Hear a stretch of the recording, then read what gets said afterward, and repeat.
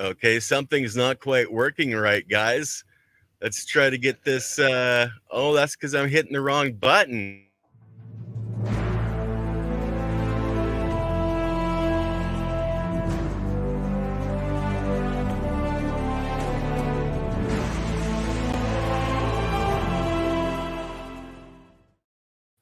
And as normal with live streams, we have technical difficulties. But this morning, I want to welcome everybody to the Passion Within with Alex Ritter this morning. It is, oh my goodness, I've been on 3 different shows with Alex in the past. He is an absolutely amazing young man, full of passion, full of knowledge. And I talk about jumping down into the rabbit holes. He's found the wormholes underneath, and he has tremendous knowledge on a lot of topics. I've put the 3 shows in the description, so you guys can go check them out. But if you want to know more about religion and how our governments, etc., were formed, oh my goodness, that's shows you want to check out. But we're not talking about that this morning, Alex. We're going to talk about your other passions, my friend. And let's just jump right into it. Just tell us a little bit about your other passions. Well, I mean, but they're pretty much all symbiotically tied together. I can't really disconnect them very much, even though they are separate entities altogether.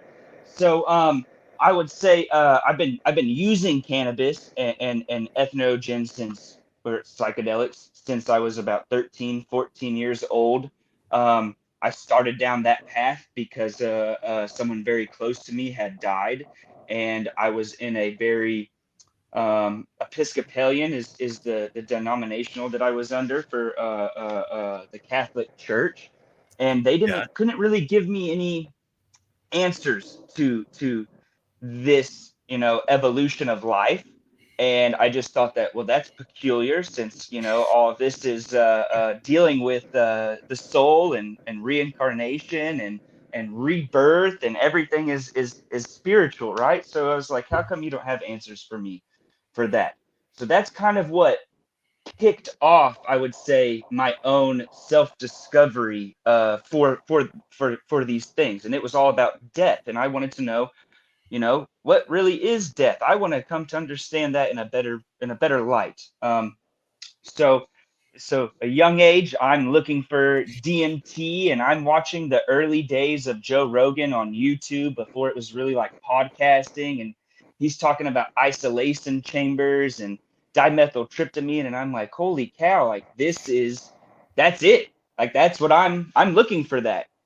And so uh uh kind of skip around a little bit like I do, right? So I'm consuming cannabis and I'm consuming other drugs, not in a an organized fashion. I'm more so, I have no guru, or there's not really anybody sort of guiding me through these things. So I'm kind of lost in the sauce, so to speak. But at the same time, I'm also feeling like an outcast in school. I can't really relate to many people. I really enjoy the ancient alien question. I enjoy pyramids. I enjoy the higher sciences, so to speak. Like, I don't like mainstream science. I really like what they call pseudoscience nowadays.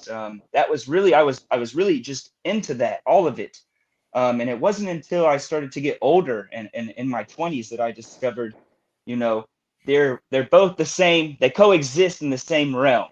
Yeah. So that's when I started to really put it together, where I was like, oh, the reason that what I'm looking for out of drugs or ethnogens, specifically cannabis, LSD, psilocybin, DMT, mescaline, these sorts of things. What I'm looking for through those experiences, the ancient philosophers have already gone through and done those things for me, and so they have answers to some of the questions that I had, and then you know those answers bring more questions. So there's always some more discovery to be had. So I would guess, to circle all the way back around, I am so passionate about the holy mystery. I feel like, besides my family, besides my wife, my parents, anybody who's like really close to me, that's I'm obsessed with the holy mystery. And so, for those of you who don't know what the holy mystery is, I can give you a brief rundown, right? It is every sort of secret that religion has to offer.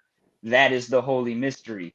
And from my perspective, I believe like the Holy Grail, the Philosopher's Stone, the lapis elixis of the story of the Holy Grail, right, is all interconnected with ethnogenic use and the religious experience. So again, Hermeticism, right, is all about philosophical gold and the quintessence of life, which, if you follow the alchemical process, right, it's an evolution of the soul from lead, material matter, to sun, gold, spiritual essence, pure light. And so I believe, and from my perspective, I believe any religion, ancient religion, that used a beverage to consume an ethnogen, that is the metaphor for the Holy Grail. So we can track this down, right? So Eleusis, the cults of Eleusis, which is ancient Greece,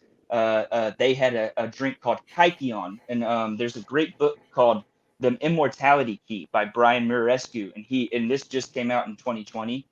Okay. He was on the Joe Rogan Experience, and he's not biased towards the experience of psychedelics. He has not even ventured to try them. He is coming at it just a data perspective and sort of like a church perspective. And so he traces the kykeon to an LSD type alkaloid, an ergot alkaloid. And so he's thinking, and obviously there was also cannabis, opium, and some other herbs in there as well. So Now, when I he's just want to pause you there, Alex, for a second. yeah, Some of our audience isn't going to be versed in plant medicine. So I okay, want to just specify for people that anyone that's consuming chocolate, the chemical reaction in your body produces THC in your body. Um, the DMT that Alex was talking about is produced inside of our own bodies. These medicines are produced in our bodies already. And there's a lot of fear and stigmatism around these medicines. And that's part of the reason that Alex and so many others, and Joe Rogan, etc., come out and speak about this, because it's not harmful in the ways that we have been told that it is. And I just want to point that out for our audience, right up front, that plant medicine, so many people that we have heard of have changed their diet and been healed. And that's what plant medicine is. So, Alex, I'll turn it back over to you. I just wanted to make that distinction, my friend. no, thank you very much. Yeah, and do that anytime if I start going on those tangents. You just feel free No to step worries. No in. worries. Excellent. Okay, so where were we? Plant medicines, Holy Grail, Eleusis. Okay, yeah, okay. Ancient Greece, Eleusis, the cults of Eleusis. This is where Marcus Aurelius, Plato, they have been initiated through the Eleusinian mysteries. Okay, and so what Brian Mirescu did was trace pretty much the New Age Christianity when it was still within the pagan realms. Okay, early Christianity when Gnosticism, Hermeticism, they were all kind of building each other up, so to speak. He traced it to the Holy Eucharist can be traced back to the cults of Eleusis. Okay, so that's that connection there. So that's Greece. In ancient Egypt, you have the cults of Isis and Osiris, and they're drinking a yerk wine. It's spelled YRP. You guys can go look this up. It's a yerk wine. It has, and it's also a combination. It's going to be a beverage. It's a spiked wine, and it's going to contain cannabis, opium, blue lotus flower, and acacia bark. And so, for those of you who don't know, Dennis McKenna, the brother to the famed Terence McKenna, has put out his theory on the acacia tree and it being the symbolic tree of life to the ancient Egyptians. And so, some piggybacking on Dennis, in the middle of the Garden of Heliopolis, which is the Garden of the Sun in ancient Egypt, in the middle of the garden was the acacia tree. Okay, and so Yeah. the fruits of the acacia tree, so to speak, were only meant for the priests or the initiated.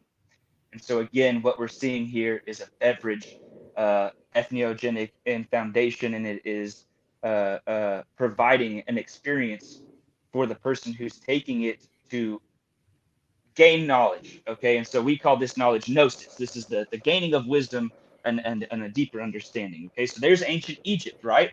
So now we go to the Persians, and okay, so the Persians and the ancient Indians, they shared space on the Silk Road, which Right. if anybody is familiar with the Silk Road, it goes through the Kush mountain range in India. Okay, so on the Persian side, which is going to be like down here, okay, is a beverage called Hayoma. Okay, and this is kind of where you can start to see that cannabis actually is what formed most of the ingredients for these beverages. So Hayoma comes from the Hayoma Varga, which means the cannabis gatherers or the herb gatherers. Okay, and so Hayoma is the sacred beverage drank by Zoroastrian.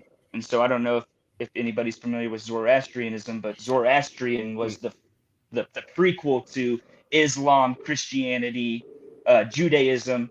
It was the first monotheistic religion, and kind of The a lot of root of the tree, basically. the roots of the tree. Yes, and that's going to be ancient Persia. Okay, and so you come right over the Kush mountain range to India. So here's Persia. India's over here. Yeah. Okay, and now you have Soma. So Haoma, Soma. And so what's etymologically similar about these two things is we use both languages in Sanskrit to understand the language as a whole. So we know Correct. that it comes from one single source. Okay, so this is where I'm getting at. So Soma is the drink drinking by the god Shiva, the god of cannabis, the god of the moon, the god of creation and destruction, and that is what turns Shiva blue and gives him immortality. Again, an elixir of life. Now, this is where it gets tricky because some people will say cannabis isn't an ingredient, and other people will say, well, it was because it was removed. And so, again, if you look through all the other ancients on that side of the spectrum, ancient Egypt did the same thing. They destroyed all their tincture recipes, they got rid of a bunch of stuff. It was almost like it was done by design. Okay, so now let's jump over to the Americas. Okay, Okay. ancient South America, pre-Incan um, um, religious civilization. There is a god called Viracocha. Okay, and Viracocha is the sun god in South America. Okay, and so there is a famous plant for Viracocha, and it's called Wachuma, also known as San Pedro. And this is also kind of falls in with peyote, the main alkaloid being mescaline. And so, Right. and they also drank it in a beverage, and they would go through elaborate Rituals. mazes. Yeah, I Oh, mean, it was yeah. it was a ritual all in itself, but like they would go through mazes, and the priests would whisper things in your ears as you're walking by, and it was all based around the evolution of the soul. Again, drinking the beverage is what gave you immortality. And let's not be confused here, immortality of the soul, not of the body, right? And so what the whole purpose of these tools is to get you to remember where we come from as a whole. Okay. Right. And now, modern day, fast forward modern day, still in South America, we have the famous brew ayahuasca, which is drinking to this day right now. It's very famous. And I would say that is our modern day holy grail. And obviously, people who drink it come back and they have profound changes in their lives, or they know to make profound changes in their lives. And again, go ahead, Ken.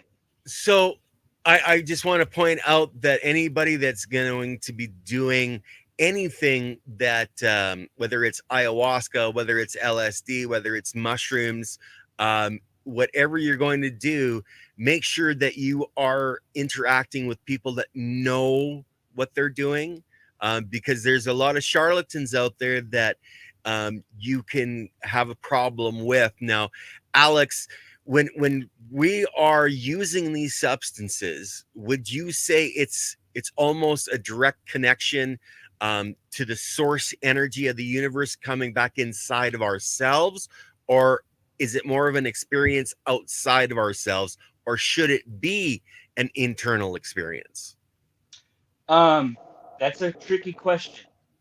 I would say it is a catalyst for an inner experience, but I don't necessarily think our inner experience and our outer experience are so different. It's just the perception Right, of that, right? So I would say yes, these are tools for introspective awareness, but I would say that it brings you an external joy or an external change, or you do have an external experience. Um, right, Now, whether that's like your perception of external versus internal, like that's all totally up to you. I would say, again, I'm really into the Hermeticism, right? So, as above, right. so below, as within, so without. So, anything that you're experiencing on the inside of yourself, it's also happening externally. It's just how you are recognizing those patterns. Well, when you think of how they've gotten into studying the different dimensions that we exist in, I think they're up to 12 or 13 different dimensions that we exist in all at the same time. So it adds a whole new dimension when you're saying, as within and without, how many dimensions are we affecting? Or are we just meshing with the other dimensions on that trip to gather a whole perspective of the actual knowledge? Like, that's kind of a really interesting way. I've never actually looked at it that way, but the way you're explaining it is that um, when you're doing it all and bring it all together, the inside and the outside, the physical and the metaphysical, that you're taking it to that next dimension. Essentially, and that's right. And it's all a matter of perception, right? Right, because like we view time as linear, like a straight line, right? Yeah. And it's not that at all. And it's quite cyclical, in fact, or it's like a spiral. I don't necessarily know, but I know it's not a straight line, right? So when we're talking about dimensions, you have to like really comprehend the idea that you Ken, and me Alex are still living these same lives, but they could be very altered very slightly, right? Yeah. and Yeah. it's and they're all happening simultaneously, and they're all happening forever simultaneously.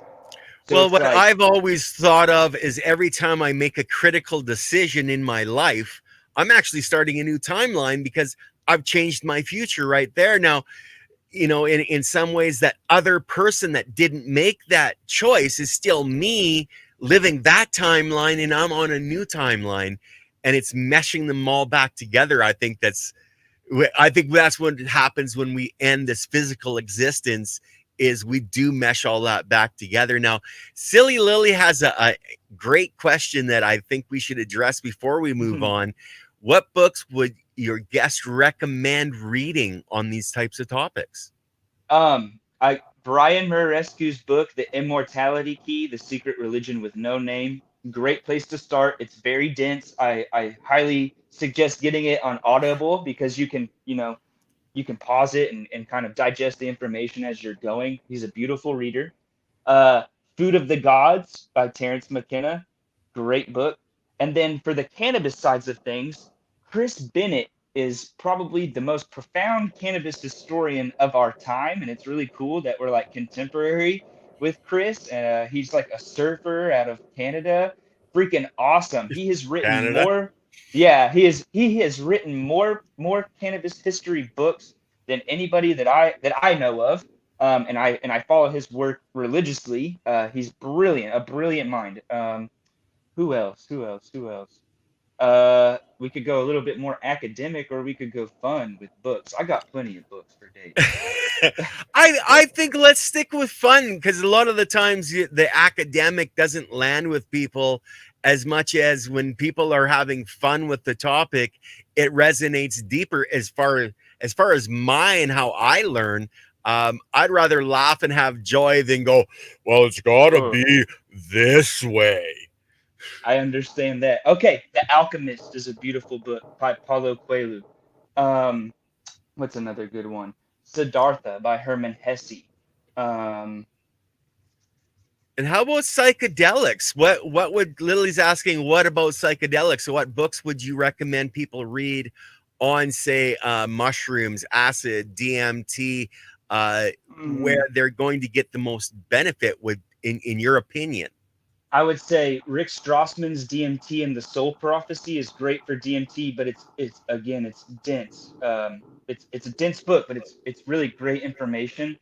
Uh, for mushrooms, I would say anything by Terrence McKenna. You can't go wrong with Terrence and And Dennis. Paul Stamets, don't forget Paul And Paul Stamets. Stamets, yeah, and Paul Stamets. Sorry, he gets overlooked pretty easily by the ones that came before him. But yeah, Paul Stamets is also wonderful. Um, there's a book. It's called Mescaline, and it's just titled Mescaline. Aldous Huxley's The Doors of Perception. A lot of people think that's about LSD, but really it's more of his mescaline journeys. Again, a great book. Um, Okay. So how about that? That's enough for books. That, I think that's giving enough of a library for people to get a start, and anyone that wants to really get into it, then I'm sure they can reach out to you at Hermetic Flower Company. I'll throw your IG up here. Um, but let's look at the combination of your understandings of the energies, etc., directly related to the soils that we grow in, because like I'm really into living soil and the life in the soil. How does that relate to your knowledge base, my friend? Again, we're going to go back to this as above, so below, as within, so without. Whatever's happening in that soil, my plant is a direct identification of that. It's not, you know what I mean? It's like if the soil is the soil is what we're tending to, right? In a correct, Right, living soil, right? The plant is just the indicator if what we're doing is working or what we're right, creating and cultivating is healthy, right? So from my perspective, okay, I'll just say like diet is a huge part, and it's something that I, am a fight with myself. That's like something that I fight with myself, right? Is I know I can do better on diet. So, I'm a flexitarian, so vegan. I'm vegan vegetarian, and how I apply this to my soil, especially with our plants, is I'm very into vermicompost as it being the end all be all amendment. I think if you curate it right, it can be that's it. You don't need anything else. Um, I look at what do my worms like? And I know that this isn't, for the whole world, right? Like I know the animals are dying and things are breaking that down, but I'm looking at it from what is creating this soil in general.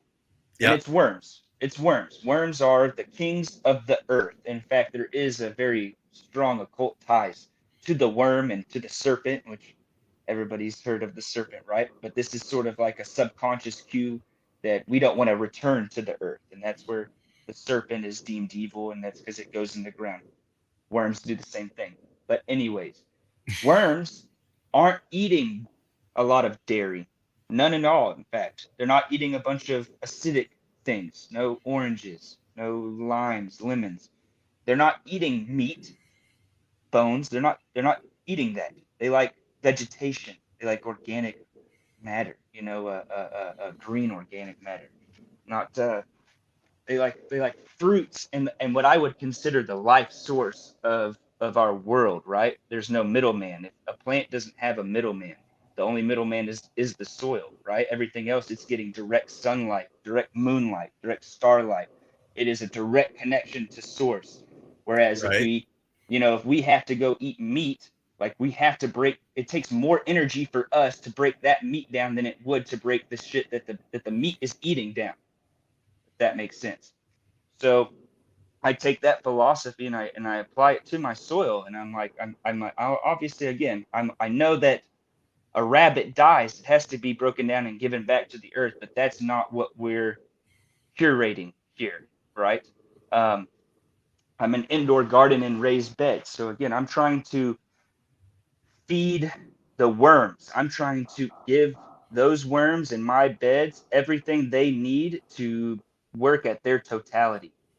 And so that's kind of how that's my foundation for living soil is I want to only add things that the worms are enjoying. If there is sort of opposition, then there is enough good opposition on my end to fight that, and that in itself is creating a good stress, and that's something that I can allow to happen, if that makes sense.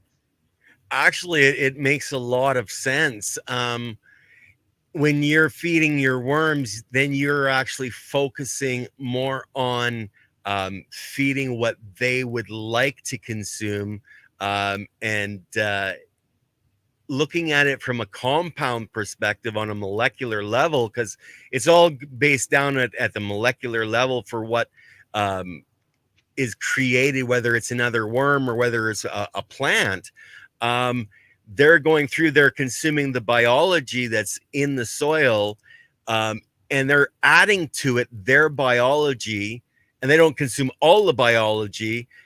And in the addition, anytime you can add a different element into the mix, you're giving a little bit more of a potential in your overall soil, for your plant to be able to access that, or the biology to be able to access it. So when you're doing a specific feeding, I think that's absolutely next level, because then you're able to target, like we talk a lot about growing and targeting your amendments for the different cycles, veg, flower, etc. But you're even targeting further back in the food chain, which Why I think not? is exactly, it's Yeah, that's phenomenal, brother. yeah. Absolutely phenomenal. It's all about energy exchange, right? Everything that we Right. do as anything, any no matter again, as above, no matter if it's us doing it or the mineral world doing it, right? Like it's all an energy exchange. It's all information, data exchanging, right?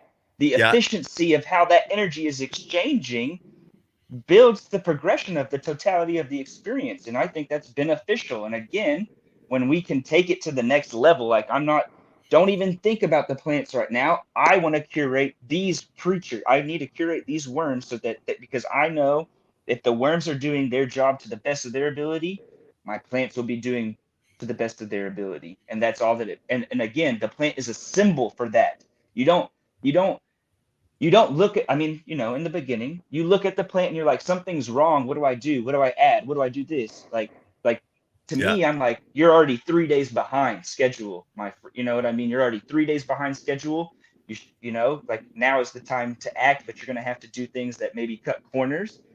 And I would just like to not cut corners on that front. Again, if I'm doing my job to the best of my ability, that means my worms are doing the job to the best of their ability, and my Yeah. plants are doing and all starts at the and it starts in those bins. And if the bins aren't taken care of, and my energy exchanged with those bins isn't where it needs to be, it will transverse that whole 4 or 5 month cycle. And it's like, damn, mess that one up.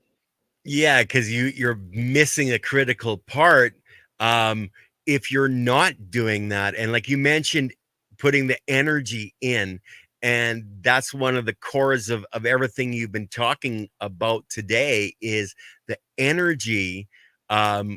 In using the different plant medicines, you're connecting more with that energy, and the more we connect with the energy that's in the soil, which is your worms, your biology, that gets us that much closer into the plant as well. And then when you're using the plant, because you've put in that positive energy, the plant's giving you back. And I see you nodding away going, yeah, that's exactly right. And oh man, I love talking with people like you that really have a depth of understanding and can share it, with people like me that aren't quite at that understanding, where we need some more clarification. And you're clarifying so many wonderful things for me today. I just, I'm so present to thanking you for what you have done, the studies. I can't imagine reading all those books myself, just time wise. And you've taken the time to do that for us, and you're gifting this wonderful gift to us. And blessings, my friend, because you have a wonderful mind that goes places that most people fear to tread, and you're making it logical for us. But we're gonna do another little twist here. Um, so you have children.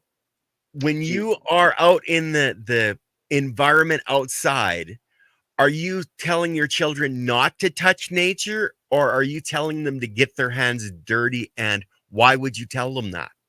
Um, so I'll just go ahead and tell you, my wife and I don't believe in public schooling or traditional schooling. We actually go to like a private school of sorts for, and my kids are not even 4 years old yet, and it's just because the program, it's kind of a Waldorf Montessori based sort of concept, and I don't know if anybody knows what that is, but it's a very hands-on learning. It's all about the children leading the teaching, being, we brainwash our kids into indoctrination of society. And it has brought me a lot of personal mental problems, right? And that mental sickness, a lot of things that you have to break out of. And I know I'm not the only one. My wife went to private school, so she's never been to public schooling. So like automatically she's like, no way, Jose. Like that's no, no, no. Yeah. I'm not, and I'm not gonna fight you. So going back to those kids, heck yeah, go. We call it, you're going to Muddy today. That's what it is. You're going to Muddy Sweet.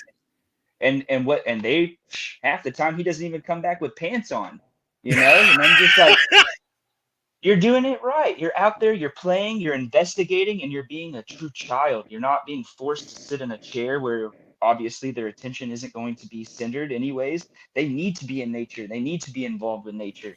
I can't express that enough, to be like, man, if you can't put your kids first and think about your kids in that light, and do the, like, truly think about what fucked me up in the head, pardon my French, but like what has truly messed me up to the where I have to make choices to get better. Like what was not my choice, essentially. Like what where am I seeing that I'm a victim, that I can make a better change, right? So, and for me, kids are an initiation back into that step where you're like, oh wow, this truly is bigger than me. I have now created, my own geometrical pattern, so to speak. It is a repeating fractal, right? That's what we are as humans, is repeating fractals.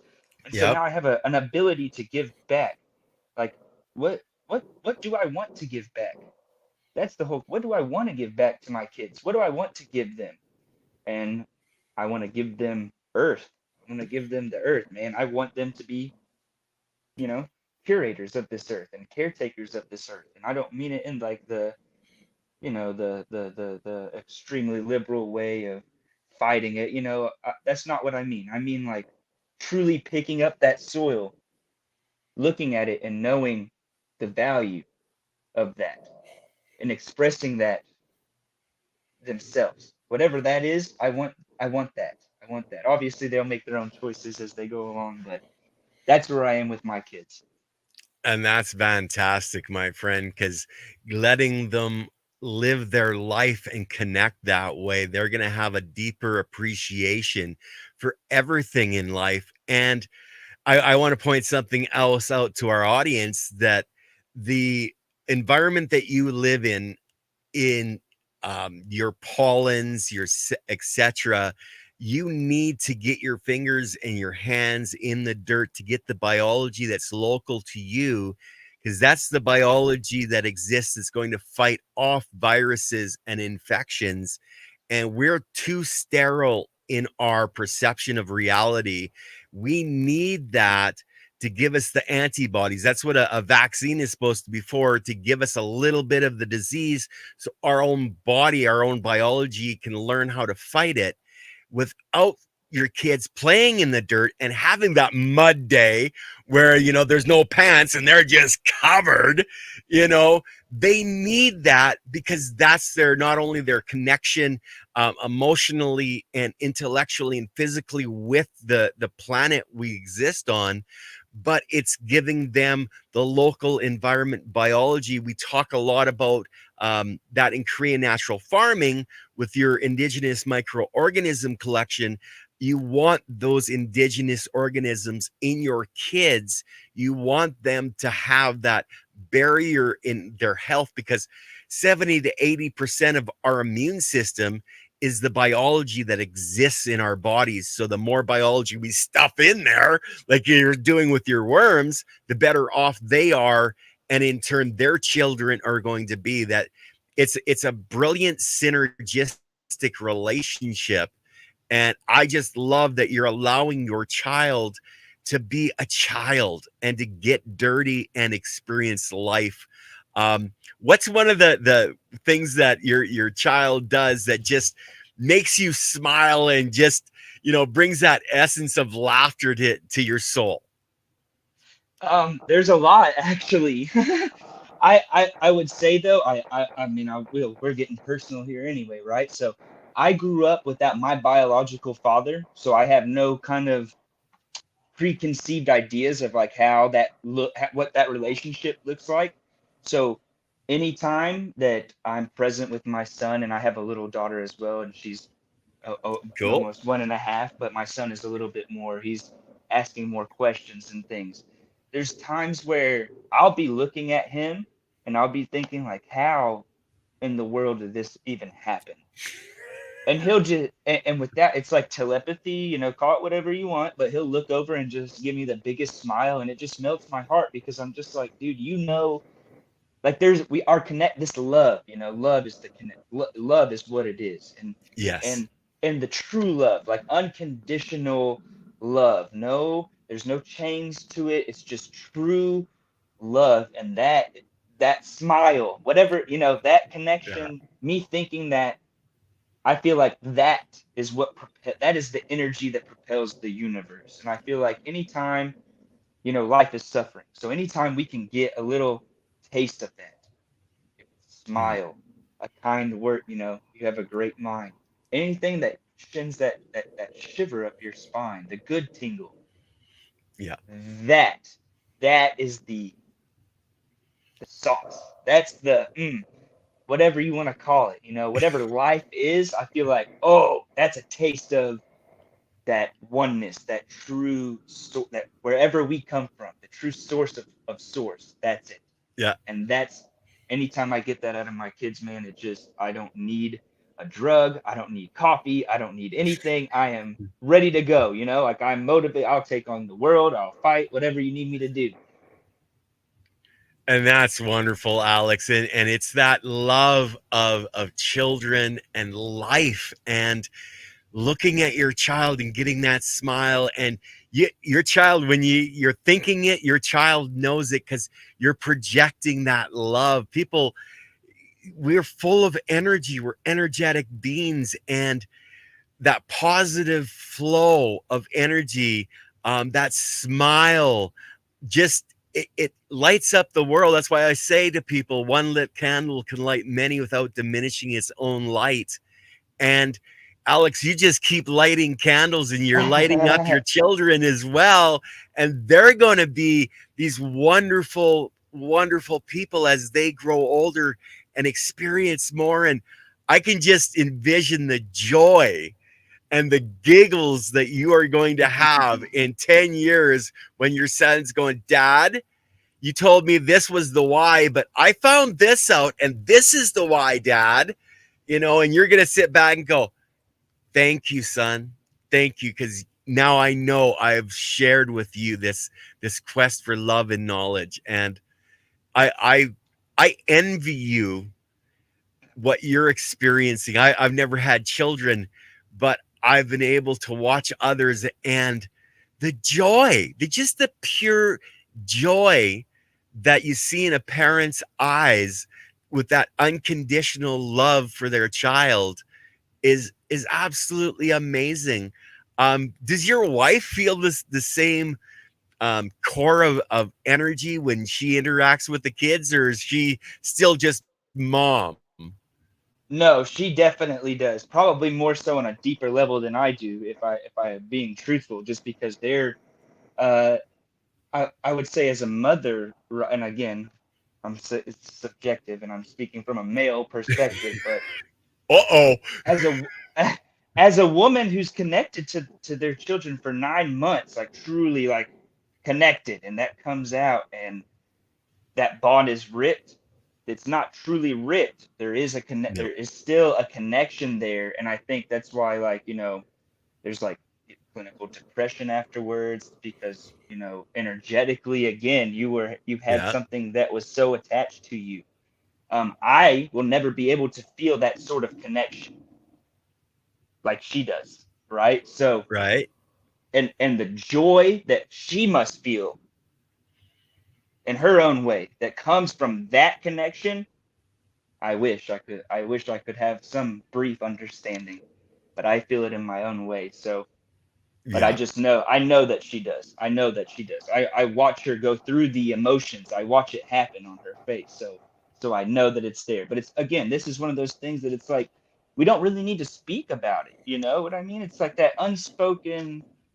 Again, it's a look. She can Yeah. look at me and she's like, yeah, man. And I'm like, yeah. Give her a hug, go over there and squeeze her a little bit. Like, this is why we're here. This is Oh, truly why we're doing this.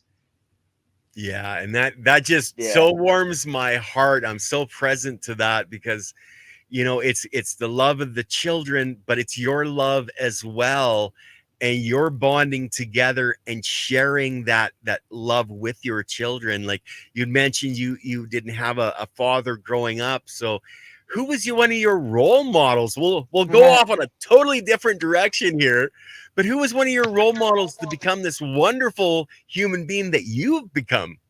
Oh, thanks. You know, um, it took me a long time to figure out the dynamic between even mentorship and knowing that that's a father wound. If that makes any sort of sense. Um, if any sort, like in my younger days, especially in high Right. school, if there was an older man that gave me any sort of attention, like I would attach myself to them and be like, hey, like, what do you got to teach me, sort of thing. And I always kind of took that mentality throughout all my phases of life until I was getting out of the Navy, and I had been in trouble for drugs in the Navy. Imagine that, right? And No. and they're like, we're gonna send you to England, to the Priory. It's a very well-known rehabilitation clinic. Amy Winehouse has been there. They were like, we can't kick you out and not give you some sort of recovery, or rehab, whatever they wanted to make themselves look good, whatever it was. It was to help.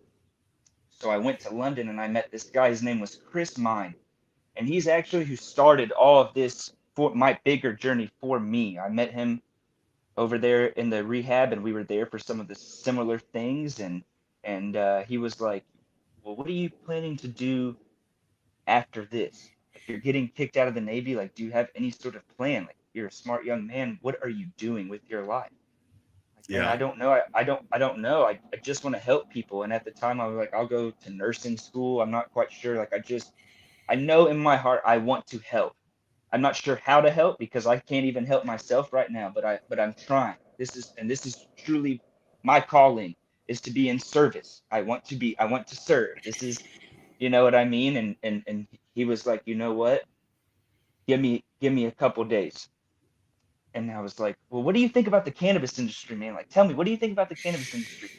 And of course, we're in rehab, so it's not like we can have these conversations super openly. But like, this is how we bonded. It's like we're overseas. He's an American. I'm an American. There's no other Americans in there. We're bonding. So, and again, this is that father.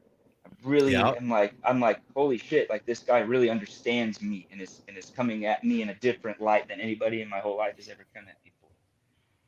So that night I went and I was in security in the military. So I worked on a whole security outfit plan surrounding the cannabis industry. And at the time there was only one company doing it in Colorado, and it was like the very first, right? So I was like modeling it. I'm like, hey, well, we can model this, do this. And he was like, you did all that last night? It's like, yeah, yeah, I sure did. I couldn't sleep, like, this is Yeah. who I am. He was like, let me make a phone call. And he called who today is Gnome Grown Organics out of Portland, Oregon. And he was like, hey, I got this guy. He's coming with me, and he's going to be your first employee. And I was like, tell me what I need to do. So as soon as we left London, we stayed in touch. And 4 months later, I was getting kicked out of the Navy in Virginia, and I had a plane ticket to Oregon from Virginia. I didn't even go home. So I went straight from getting kicked out of the Navy to going to meet Chris and the whole Gnome Grown team in Oregon. That's what really set all this off for me. And I would not be here if it wasn't for this man. And as to double back to your question, he was the first mentor, true mentor that I had that could really sit me down and say like, I have fucked up and I see a lot of myself in you, and this is what you need to do to not become like me. And I thought that was the most profound anybody could ever tell me. It's like, what do you don't want me to be like you? Well, I want to be like you, but you're telling me to be myself. You're telling me you have faults and to be better than you. Now that I can get behind. And that's, again, I'm getting emotional talking about it, but it's just that he was the man. That was the guy. And my friend, that's what you're going to be giving to your children. And that understanding he gave to you is absolutely amazing. And if I ever have a chance to meet that man, I want to give him a big hug, because he started you to become this wonderful, wonderful, intelligent, as we've said, human being that wants to be in service to others and help everyone. And in that, silly Lily is full of questions today. Alex, what spiritual trip have you taken that has affected your path in life? All of them. But there is one main one. All of them have profound experiences because I didn't, even the first time I took mushrooms, I wasn't high. Like my friends were high and they were having a great time, but I'm like over here telling them like I'm seeing things in the air. I'm like watching math drop out of the air. I'm watching equations put them. I'm like I can't comprehend it, but I know it's happening. It's happening all at once too, and I'm like trying to articulate what I'm seeing to my friends who are just like giggle butts. And I'm like, how are you laughing at this? This is insane, Like what in the hell? This is not cartoons. This is this is something else. This is really intense. And so I would say that first time I knew that me in dabbling in these substances, it was different for me subjectively. I grew up on McDonald's. I grew up on SpaghettiOs out of a can. I grew up not really having a true diet, any sort of inclination to what health of a diet looks like. Right. I met my wife who is vegetarian from birth. She's never had meat ever in her whole life. She doesn't know what it tastes like. So I get with her and I'm like, oh my goodness, how am I? How are we going to do this? So I'm like, okay, I'm gonna have to go vegetarian. I'm gonna have to adapt some way. I'm trying and it's hard and I can't do, I'm seeing, again, this is during the time when I'm seeing food consumption is energy. It's just energy, right? Like I need to consume for energy to get me through to do what I need to do. And when I'm feeling depleted of energy, I eat again and I get more energy, right? I wasn't thinking the preconceived, like how we do with the worms now, right? So Right.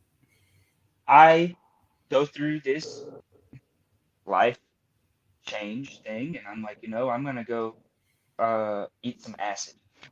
I'm extremely depressed. I'm sad. I need to kick this. I need to like remember who the fuck I am, right? So I had been gifted this beautiful vial from this guy. His name was Rue, and he was like, "You've never met anybody like me before. This is divine." He's like, "This is a gift. Take it, and let me. You might never see me again, but just take this. You deserve it. You guys, you deserve this." I'm like, okay. And Benet was like, "Hey, that Rue acid is in the fridge. You should try some." Yeah. Okay, guess this is the perfect time to try some, right? So I go over there, I take some, and 15 minutes later, I'm like, oh shit, this is intense. I need to go out. I need to go do something. And he's like, go take your shoes off and walk in the backyard. Go get grounded. It's Yeah. like, okay. So I'm walking outside, I'm taking deep breaths, the whole whomp, whomp, everything, is breathing. And I'm like, okay, I need to relax. So I lay down where I go to lay down and it's like a kneeling position. And my first hand touches the ground and my consciousness is shot through my hand and into the earth. And I'm like, it's like I'm in I'm mycelium running, motherfuckers, like I'm in it. And, and I come up to this leg and it's a cow's leg and I go up the cow's leg and I go up its body and I go straight into its eyeball. And I'm like, holy shit, I am in the consciousness of an animal, and they have feelings, Yep. and I am consuming these feelings. And here I am depressed and sad. And here I am inside of this cow who's depressed and sad and knows that it's in factory farming and knows that it's going to die and knows this is its life, you know. And at that moment, I knew, man, I have to really make a change, because it is bigger than me, you know. There are creatures like we talk all we preach about equality, and we can't even treat animals the same way, and they are just as conscious as we are. And just because, you know, language is the barrier that divides us, we're so disconnected from that, from knowing that. And here I am having an experience that's telling me you are connected to these creatures. These are just as divine creatures as you think you are, and you're eating Hmm. them unintentionally, you know. Like they're again, it's different if I were to go out there and I have a connection with this animal and I'm hunting this animal to feed my, and we're all connected. It's all a symbiotic relationship. That's a different energy exchange. But when you have a creature that is tortured and tormented and suffering, and we are just consuming that suffering, that's the energy that we are getting back. And from that moment on, I have tried my damn hardest not to ever eat meat ever again. Now, sometimes I do have the taste for it, and I will go source ethical meat. Yeah. Um, but since that time, I just can't. I morally can't face myself if I were to go down a path like that where I'm continuing to do all that nastiness. You know, I might have a few days where it's nasty, and I'm like, really, I'm like, if I can't continue this way, or I will suffer harder. And I think it's because I'm aware to that Yeah. suffering that the animal was going through. And if I had never had that experience, I might, you know, I might still teeter and justify it in my own head, like, oh, this is okay. This is okay. Now I'm like, it's not okay. Like, it's not okay. Not one bit of it is okay. Like, I can't justify it for you, you know?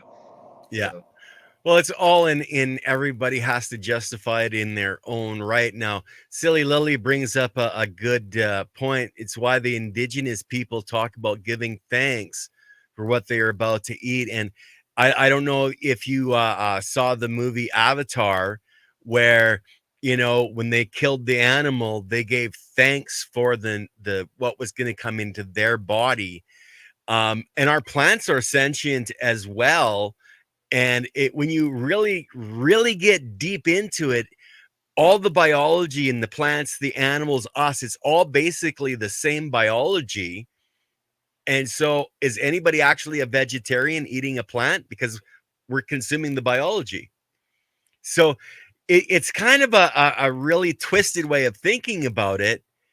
I think a lot of it is, if you're giving thanks to the plant, like we do that with cannabis all the time. I talk to my ladies, and I thank them for the medicine that they are going to give me, the relief they are going to give me.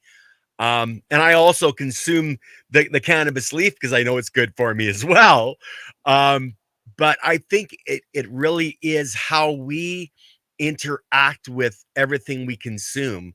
If we're thankful for what we consume, then it's in the right energy. It's when people, like you said, it's they're a farmed animal, you know, they're stressed all their life, etc. They don't have that connection with life. They don't have a life. That I think is the real problem on that end of the spectrum. Um, but we're gonna have one more really wild question. That I'm gonna this could take a couple of minutes or a while, but what would you have to say to the youth of today about the passion it takes to find their path in life? discipline. You can be as motivated and as passionate as you want, but without your needed discipline, your action, the action you take to be disciplined in your passions, it won't go anywhere. And I'm saying that from a sense of like tough love. And I'm saying that as a sense of someone who is, I like to think of myself as a polymath, and I have, I do a lot of different projects, but like in my past, I did not have the discipline to focus on all those things interchangeably, where now I do. And it's because I worked on that. And I would say, youth, always ask the difficult questions and make sure that you put in the work to your passions, because you can love it as much as you want, but you have to put in the extra work. And that's what makes you great as a person and as an individual, is you're willing to do the extra work, because nobody else is going to do it like you do it. And that's why we are who we are. And that's what makes a person great, is the choice to go that extra step. So that's wonderful, Alex, because without that dedication to your dream, why you have the dream? Like, when you were in England in rehab, and your friend went like, look, where are you going? Once you were able to actually make that decision and you wrote it down like overnight, he's going to like, holy, um, Yeah. you set yourself on that trajectory. He just opened up the door and said, well, here, take a look. And then you yourself stepped into that. And that's what I think you really want to focus on as a youth, is find that direction. Like, you hadn't found it until you were in trouble and in rehab. Um, but that I think Well, is kinda, something. So Yeah. again, so this is the path, right? Here's how I've, again, when I was before getting into any sort of trouble, and before be put on the cannabis path that leads to all this, I've always been into the ancient alien. I've always been into the Renaissance. I've always been into the ethnogens, cannabis. Like, I've always been in these things. I just needed it to have a form, and that's what Chris gave to me, was that form. He said, look, I have this for you. And putting that little form around that allowed me to experience and explore all of these possibilities that we're talking about today. So without that, again, the discipline to be like, hey, look, man, because there was more to that, right? He was like, look, you're going to get over here. You're going to be the first employee. And I know you're going to work hard, but you're not working hard for me. You're working hard for you, because for the Yeah. first time in your life, you have the power to do that. You have the choice to do that. And that's what I think was the most important thing, is he gave me the choice. He gave me the choice. You could call it an angel. You could call it whatever you want. He gave me that choice of, you can choose to be better, or you can choose to continue the suffering that we're both going down. It's like we should just choose together and do this together. And every day we have a choice. Every single day, no matter if we're a youth, we're a senior, or somewhere in the middle, we all have a choice. Every single day we wake up. Now it could be super Yeah. detrimental or beneficial choice, or it could be something super simple as, maybe today I'm going to use cold water instead of hot in the shower. Maybe today I'm going to brush my teeth with my left hand instead of with my right. Every day we have a choice. And every day that you make the choice that brings you closer to your authentic and genuine self, the closer you have that form and that direction. And I feel Yeah. like we're always being led in the direction. It's just always within our control. And we don't want to believe that, because it's a lot of responsibility. Well, and you have to actually accept that responsibility for yourself. Most people, they don't want to accept responsibility for themselves. They rather just leave that to somebody else. And that's what we grew up with as a child. Our parents were responsible for us. It's when you take that responsibility into yourself, like you have, Alex, to improve yourself and come to the understanding that you're the only one that can do it. I can show you a door, I can give you a book, I can open your eyes to look in this direction, but if you're not willing to take the step, you're not going to. And understanding that every morning when your eyes open up, or even before, if you lay there and think a little bit before you get up, you have that choice. you can be a nice guy that day, or you can be a total jerk that day, you know. Yes. And every instance in every person we deal with, we can make those choices to smile at the person, whether that's somebody next to you at a traffic light that's just sitting there, and you can look over at them and give them a big smile, and they're going to smile back, and it raises their energy and their frequency and their vibration. And it's a wonderful thing, because until somebody steps on their foot, they're going to stay in that higher vibration, and Exactly. I think Alex, you, my friend, are at a very, very high vibration. And I I love that you were able to come and join us today. And for our audience, thank you very much. This has been a wonderful discussion with Alex today. And as I said, the three other videos that Alex has been on and went down a lot deeper on other topics is in the description. And that's 9 hours worth of videos, okay, in those three, because those are some deep discussions. But you will be amazed at what you can learn and understand if, and only if, you're willing to open your mind and look. Listen to many voices, because everybody's got something to say, and then you take it inside of yourself, like Alex did, and you become the better person for that understanding. But the biggest key to it all, my friends, is once you have that understanding, don't just hold it inside, share it, get it out there, talk to people, you know, do those things like Alex does, you know, give that child that smile, and take it back in where you go, oh my God, thank you for that smile. And that connection that you make is the next level. Alex, speaking of next level, brother, you are at the next level, and I appreciate Thank you you. so much. Um, Likewise, man. Thank you very much. I think you need to give your wife a big hug and a kiss from a Canadian farm boy who looks more like Santa Claus, because she's helping to guide you, and you're helping together to guide your children to a wonderful life. Thank you Um, so much. any last words, my friend? Just thank you. Seriously, thank you so very much. I really appreciate coming and having these conversations where it's just not keyboards and keyboards. I enjoy these connections. I really do. And I get as much out of it, I think, as everybody else does. So thank you so very much. And I would say this, the gift or the secret of life is to figure out your gift and then to give it away. And I think that if we can all just find that gift and give it away, whether it's for monetary value or not, do Yeah. that. Do that. And we will be a lot better as a civilization, as a people, as a species. Just find that gift and give it away. Thank you, Alex. That Thanks, is Ken. wonderful advice for everybody.